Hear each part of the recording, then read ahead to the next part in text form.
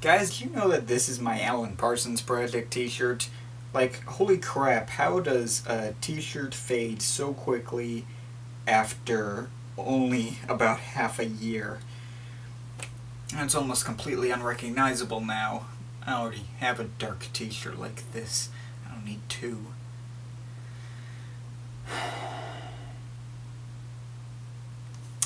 Hello everybody, welcome to the Wonky Angle, where I talk about electronic music, both new and old. And today I'm going to be talking about the new-ish album from Soar, Ymaer, aka DJ Doomz, Indefinite Lyfe.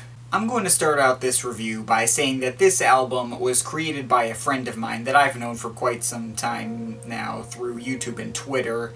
And to be honest, I probably wouldn't have picked this album up to review in the first place if it were not for that fact. This is because of the two genres it falls under, both of which I consider to be fairly major blind spots in my electronic music knowledge. One is vaporwave, which I do know some of, but not enough to particularly understand as a whole with enough confidence. And the other is trap, which, as you may recall from my DJ Shadow review, is a subgenre that I have a particular aversion to thanks to a certain viral hit from a couple of years ago. All that aside though, at one point near the end of last year, I will have to admit I did finally find one setting in which I was okay with trap. And that was when I picked up Blank Banshee's debut album. Combining trap with vaporwave allowed me to kind of soften on the former. I think what changed in this context is that the rattling hi-hats weren't really big and obnoxious and cutting through the rest of the mix. They were just kind of there in the background to add texture. Plus, as always, a little melody goes a long way. And so long as that is in the forefront, then I'm good to go. It's how I'm able to tolerate artists like DJ Snake on songs like Lean On and You Know You Like It, but still detest Bauer for obvious and already explained reasons. And wouldn't you know it, this album I'm about to cover right here is in fact a vaporwave trap hybrid of a similar mold to artists like Blank Banshee. It doesn't lie entirely in a blind spot, since I have some experience with music I like of a similar style, so finding a way to enjoy this shouldn't be so difficult. So how did it turn out? I'd say it turned out rather well. Some parts worked better than others. I think it starts out with a really good run on the first 6 tracks, and the rest of the album has some standout moments sprinkled throughout as well. Pretty much every song on here has 808 beats, spliced into spastic trap rhythms, which may be a turnoff for some people, but like with Blank Banshee, here it never actually bugged me.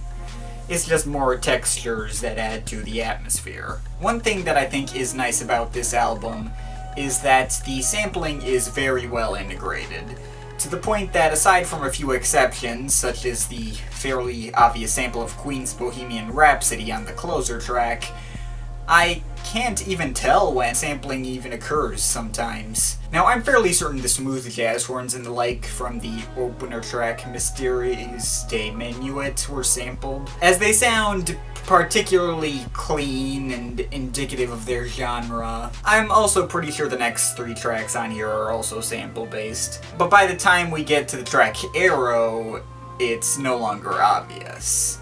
All the sounds on there are synthesizers, and I'd be fairly willing to believe the track is original. And you know, creating a piano sound is fairly easy in FL Studio and other software, so I suppose some tracks like the 4th one could possibly be original as well.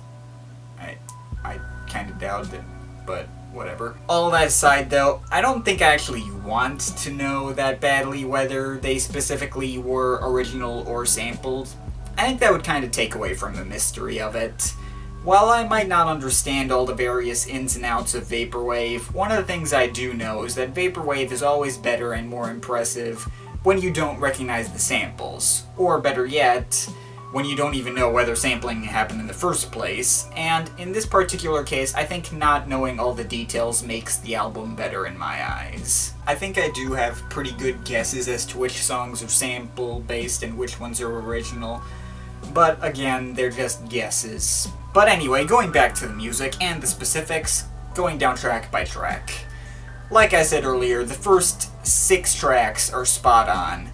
Starting out with the textured smooth jazz of Mystères de Minuit and 1996, which flow together very well, thanks to fairly similar samples being used. And then the more melancholy piano-focused Spirit, and the 4th track, which translates to crying. The latter in particular I really like, as it reminds me of Aphex Twin's Petietil CX Hitadui, with its distant and foggy pianos. Then we get AERO and Alt Dab, 2 very nice ambient and synth-centered pieces with usual 808 beats placed throughout. The next track, 07 Rama Octo Shimmery, is also of a similar mold and is also very nice.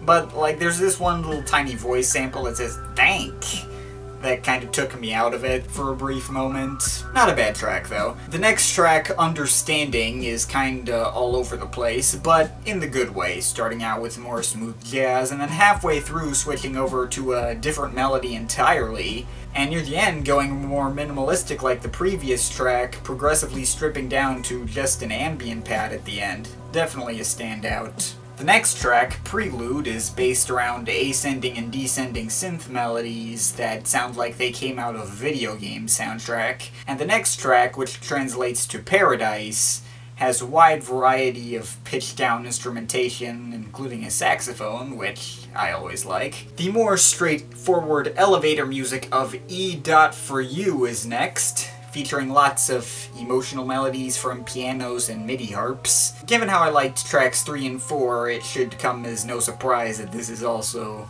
another favorite. Ballad.mid is another cool track with, as the title might imply, a MIDI melody, glitched up and with 808 beats added on top. Anyway, then we get a couple of more original sounding songs that sound like the good kind of DJ Snake, like You Know You Like It, such as the vaguely Middle Eastern flavored Pulse, the more intense but still fairly catchy Balcony, and the sparse and slightly unnerving 8-bit romp Empty. Then after the fittingly titled but comfortable interlude Weird, we then get the longest and most impressive track to close everything out, City.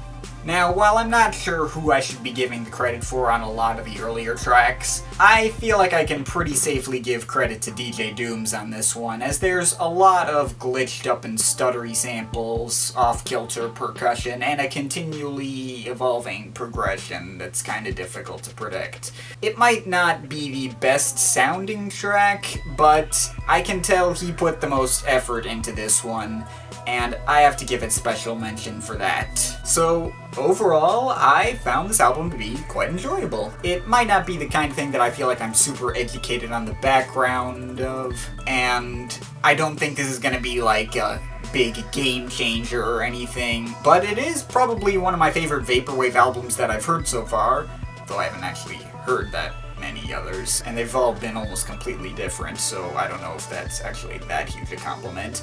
But regardless, I enjoyed this album a lot, and I recommend, if you like Vaporwave or Blank Banshee or that kind of thing, you should go check it out. I'm overall feeling a 7.7 out of 10. Favorite tracks, Mystères de Minuit, 1996, Spirit, Track 4, or Crying, AERO, Alt Dab, Understanding, E.forYou, Empty, Weird, and City.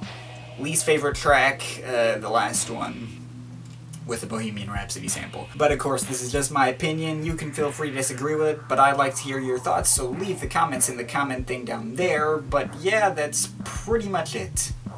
That's all for today. See you next time.